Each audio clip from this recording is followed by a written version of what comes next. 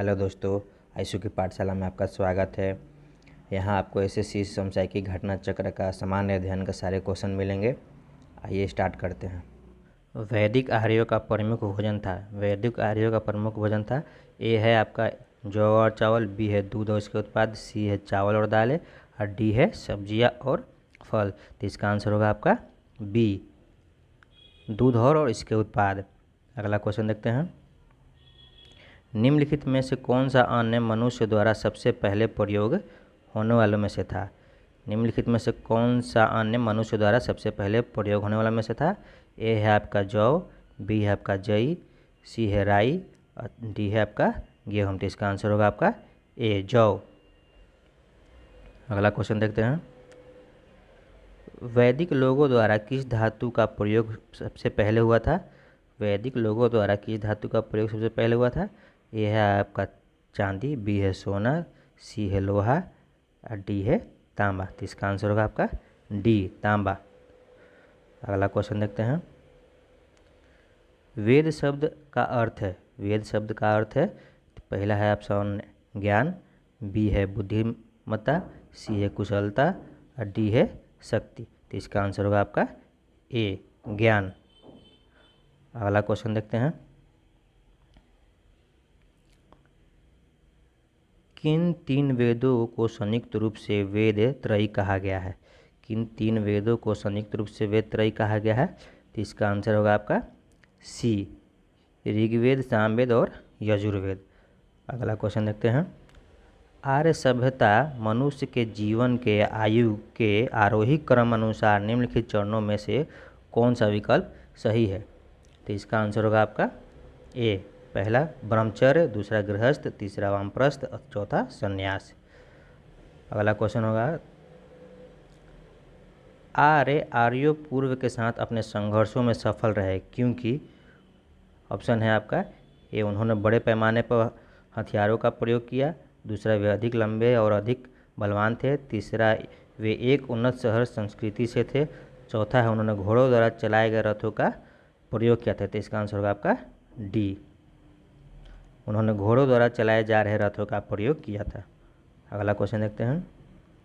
आरंभिक वैदिक काल में वर्ण व्यवस्था आधारित थी। आरंभिक वैदिक काल में वर्ण व्यवस्था आधारित थी। आपका ऑप्शन है ए, शिक्षा पर, दूसरा जन्म पर, तीसरा व्यवसाय पर, चौथा प्रतिभा पर। इसका आंसर होगा आपका सी, व्यवसाय पर। अगला क्वेश्चन देखते हैं। ऋग्वैदिक आर्य पशुचारी लोग थे। यह इस तथ्य से पुष्ट होता है कि ऋग्वेद में गाय के अनेक संदर्भ हैं, अधिकांश युद्ध गायों के लिए लड़े गए थे, पुरोहितों को दिए जाने उपहार प्रायः गायों की होती थी न कि जमीन की। तो इसका आंसर आपका चारों सही है, डी। अगला क्वेश्चन देखते हैं। आर्यों को एक जाति कहने वाला पहला यूरोपीय कौन था? आर्यों को एक जाति कहने वाला पहला यूरोपीय कौन था? तो ऑप्शन है आपका A, William Jones, B, H Wilson, C, Max Muller या डी, जनरल कनिंघम। तो इसका आंसर होगा आपका सी, मैक्स मुलर। अगला क्वेश्चन देखते हैं। आर्यन जनजातियों की प्राचीनतम बस्ती कहाँ है? आर्यन जनजातियों की प्राचीनतम बस्ती कहाँ है? तो इसका ऑप्शन है आपका ए, उत्तर प्रदेश, बी, बंगाल, सी, सप्त सिंधु, डी, दिल्ली। तो इसका आंसर होगा आपका सी, सप्त सिंधु। अगला क्वेश्चन देखते हैं।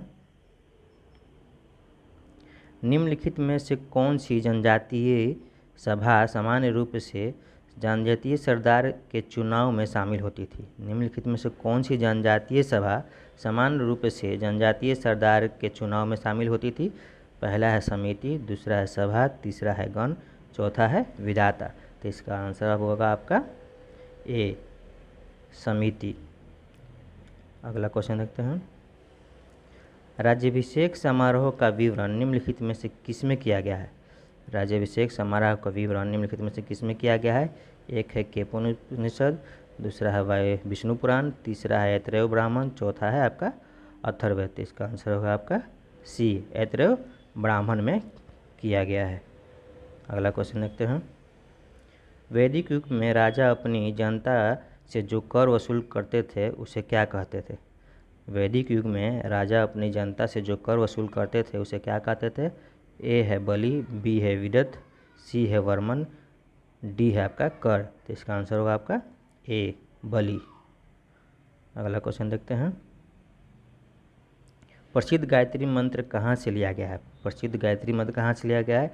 ए है यजुर्वेद, बी है अथर्ववेद, सी है ऋग्वेद, डी है आपका सामवेद। तो इसका आंसर होगा आपका सी ऋग्वेद से। अगला क्वेश्चन देखते हैं।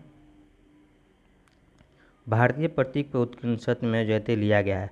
भारतीय प्रतीक पर उत्कीर्ण सत्य में जयते लिया गया है। ऑप्शन है ए ऋग्वेद से, दूसरा है मत्स्य पुराण से, तीसरा है भगवत गीता से, चौथा है आपका मुंडकोपनिषद से। तो इसका आंसर होगा आपका मुंडकोपनिषद से, डी। अगला क्वेश्चन देखते हैं। निम्नलिखित में से किस विदुषी ने वाद विवाद में अजय याज्ञवल्क्य को चुनौती दी थी? निम्नलिखित में से किस विदुषी ने वाद विवाद में अजय याज्ञवल्क्य को चुनौती दी थी? ए है घोषा, बी है पाला, सी है मैत्रेयी, डी है गार्गी। तो इसका आंसर होगा आपका डी गार्गी। अगला क्वेश्चन देखते हैं। प्राचीन भारत में निम्नलिखित में से किस विवाह को विधि सम्मत नहीं माना गया जाता है? प्राचीन भारत में निम्नलिखित में से किस विवाह को विधि सम्मत नहीं माना जाता है? ए है दैव विवाह, बी है आर्ष विवाह, सी है गंधर्व विवाह, डी है ब्रह्म विवाह। तो इसका आंसर होगा आपका सी गंधर्व विवाह।